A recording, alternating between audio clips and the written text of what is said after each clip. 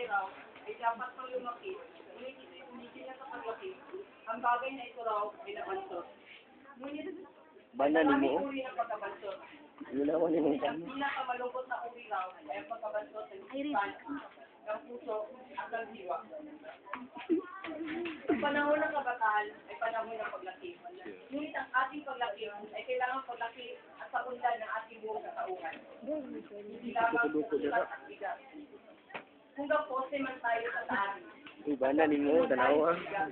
ngunit kung ang pag-iisip naman natin ay kapulisak lamang kay pangit sa kabantutan. Kung magkatawan man tayo sa katawang dasal at mapantalas ng ating isip, yung talas ng kairisan.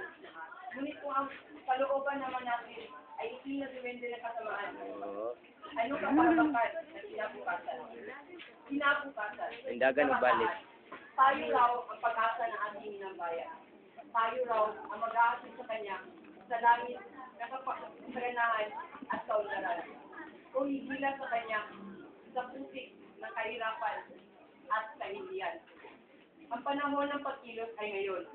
Hindi bukas, hindi sa isang taon. Hindi ngayon. Araw-araw ay tumutuwid tayong palangit. Upang mga panahon tayong papusin. Yan ang check ni. Tamang-tama na ang sabi ng ating mga ninuno. Na kung ano ang Mga kamitan exam. ay Wala ka exam. pagkakatandaan. Sila. Huwag natin isipin makapagpapagaya tayo sa ating pag-aaral ngayon.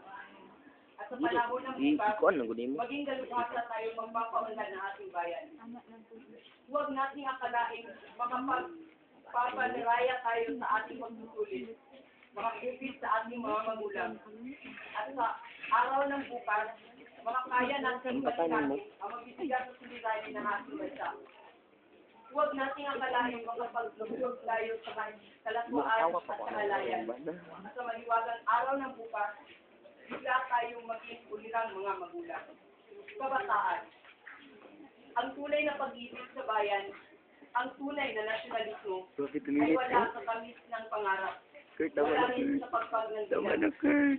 Ang tunay na pag-ibig ay nasa pawis ng gawa. Anong pawis ng Maraming gawa? salamat po at sana'y may natutunan tayo. Nam.